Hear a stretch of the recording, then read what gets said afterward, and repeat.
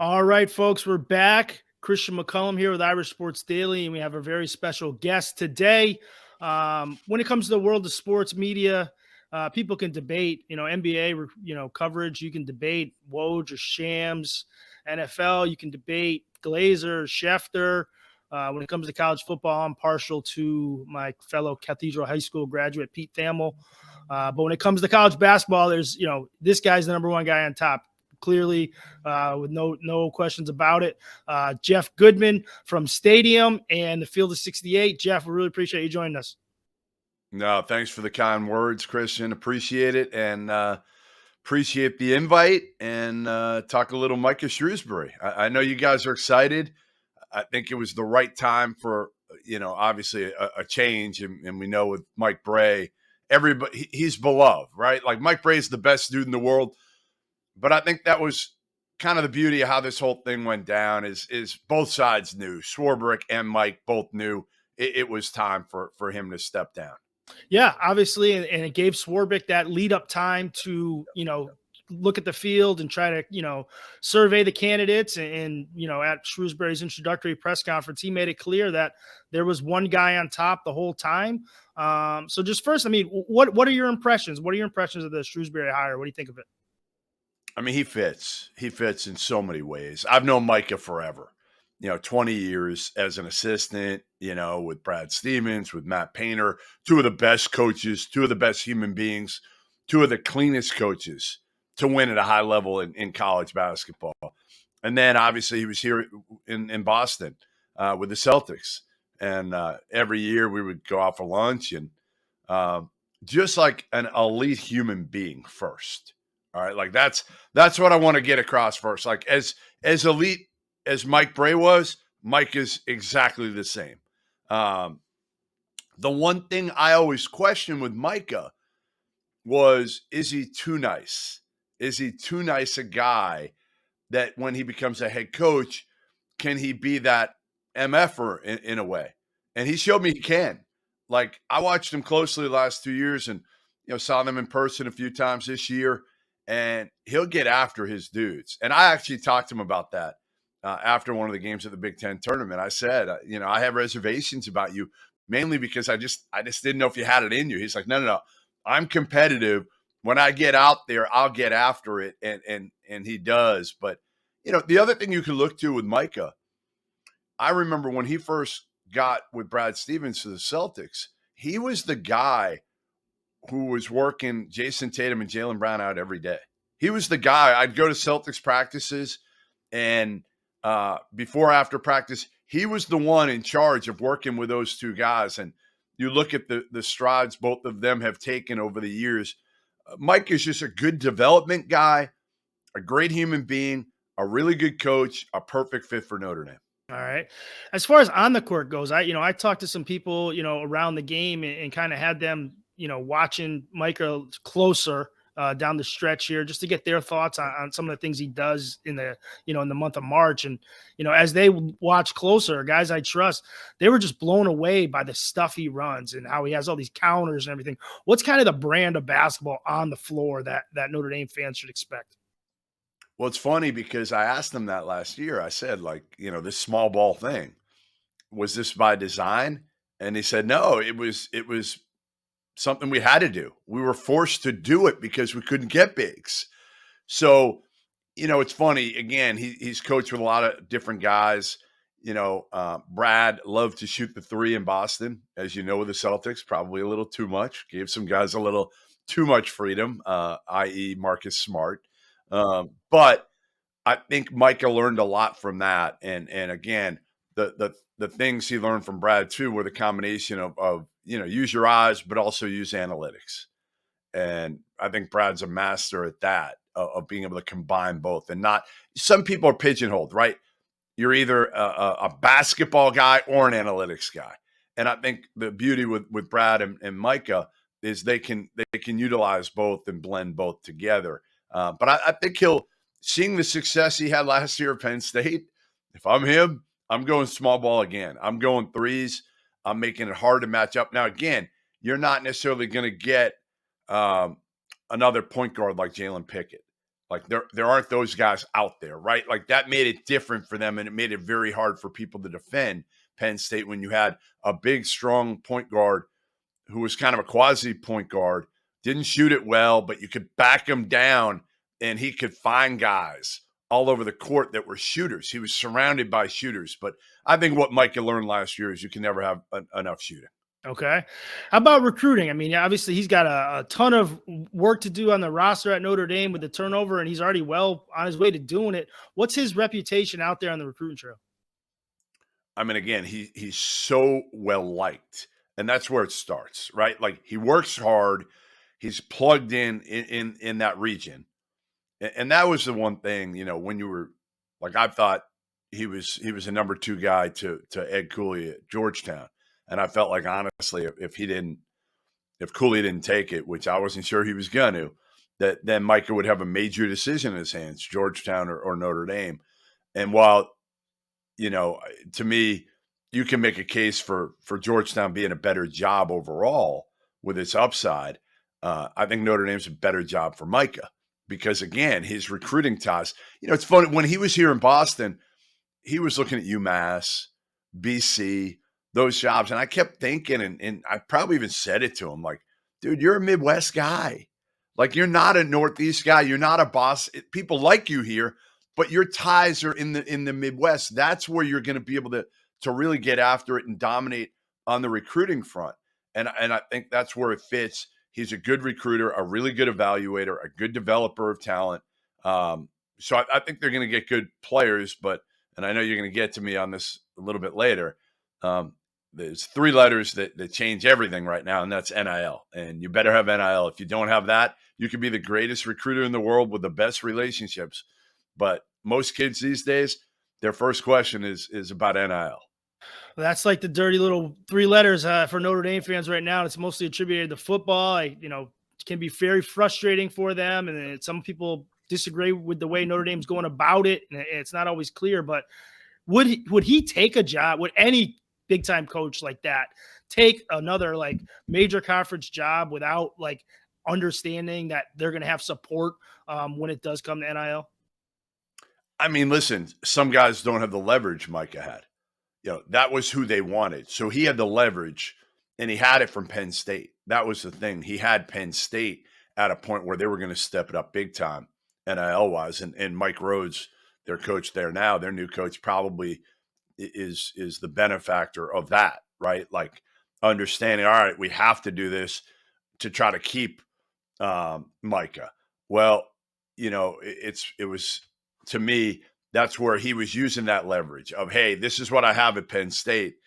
You got to give me something comparable at Notre Dame. You got to give me something where I can fight here and be able. Yeah, I'm not going to be able to beat Alabama or Arkansas or Texas for players NIL-wise. They're just not. That's not what Notre Dame basketball is ever going to be.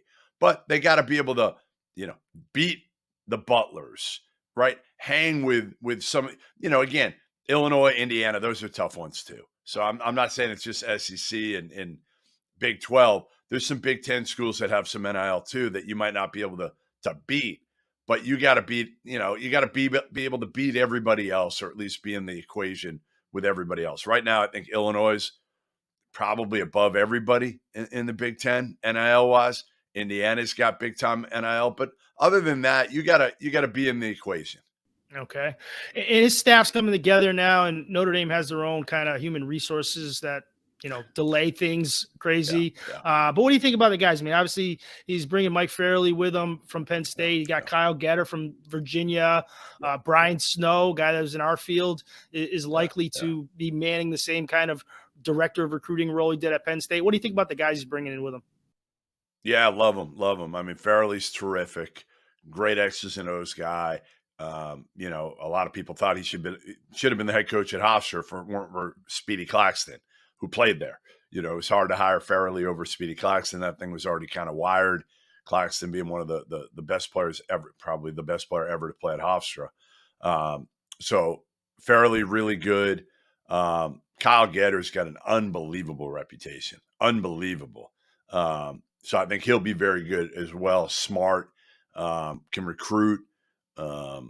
And Snow, I don't want to say anything positive about Snow because it'll go to his head. I mean, that's like you can't say anything positive about that guy because his ego is already ridiculously big, and nobody knows why. I mean, that's the biggest thing. Nobody understands why his ego would be big because he hasn't done. No, I love Snow. I'm happy for him. He's in a great situation with Micah. I joke with Micah all the time.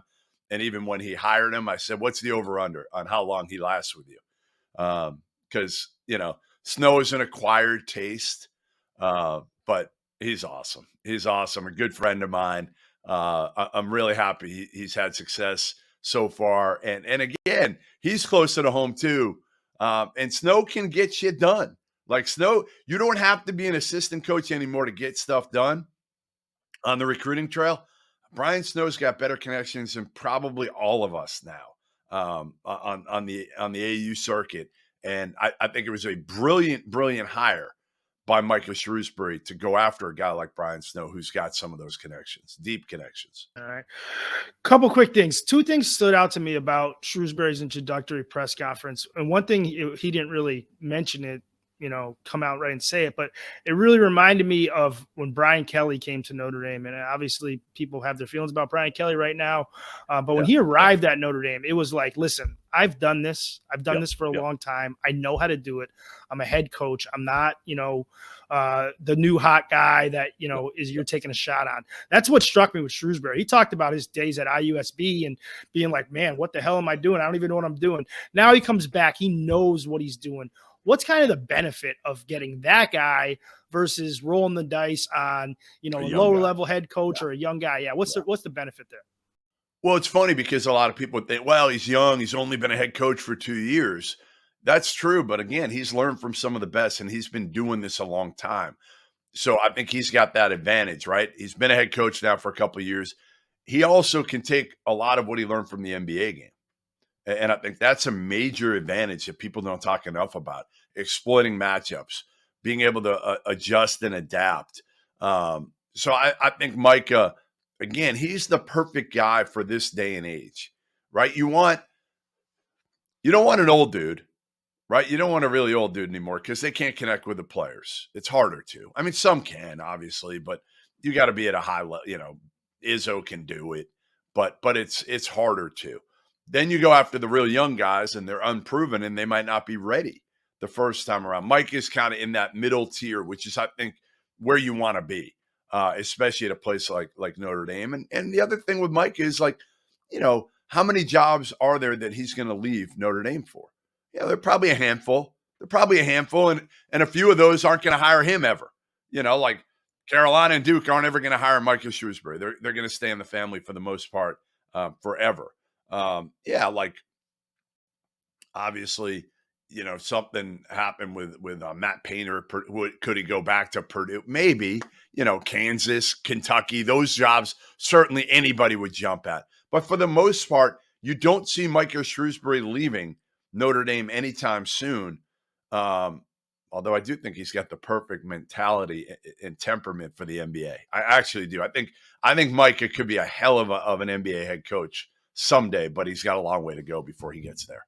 Well, that's the other thing, right? So in order for him to get a better job for him to fit, he'll have to be very successful at Notre Dame. Yes. That's the other thing that popped out to me about his press conference. Notre Dame football fans, their expectations are clear. Win a national championship. That's the only goal. Everything's working towards that.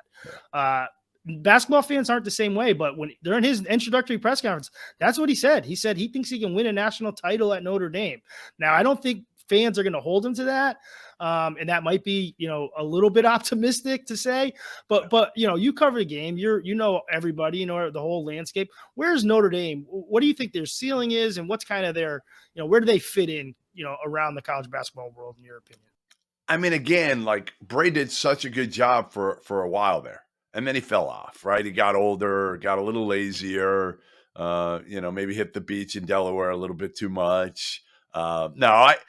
Again, you can't take too many shots at Mike Bray because he did make Notre Dame relevant for a long time in a league transition as well, which was not easy to do. So I think if you're Micah, you want to put Notre Dame back in the equation where Bray had them when they were rolling, right? 2 Elite Eights in a row. Can you get him back to there? Because if you get back to that where you're in the second weekend of the NCAA tournament, you just need a little luck. I mean, look at FAU this year. Look at San Diego State this year. The times are changing. And to me, again, because of NIL, because of the transfer portal, because of these next couple of years, still the extra COVID year, some crazy things are going to happen. You can flip your program quickly too with the portal. That's a key here as well. So, be interesting to see what Micah does to kind of finish up the roster this year. There's still a lot of work to do. I don't have high expectations for him in year one.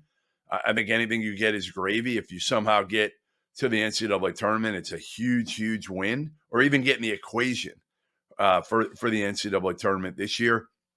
It would be huge, again, with having to flip the entire roster for the most part. Yeah. All right, Jeff. Well, hey, man, thanks a lot. We really appreciate it. Like I said, check them out at watchstadium.com. The Field of 68. If you're a college basketball fan, I know we got tons of them on Irish Sports Daily. If you haven't come across or checked out Field of 68, you got to do it. It's the best college basketball podcast network out there. And even got a spinoff, right? Field of 12 for college football. Yes. We got some good people there. Christian Hackenberg does a great job doing some draft coverage as well. All those guys. We got Trevor Knight, George Whitfield, Clint Sterner. So yeah.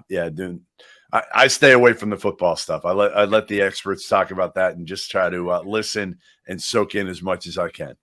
All right. Well, we'll put all those links and everything in the description and below. So, Jeff, thanks a lot. We really appreciate it. Thanks for having me, Christian. Appreciate it, man. Hope all is well, and we'll talk again soon. Sounds good.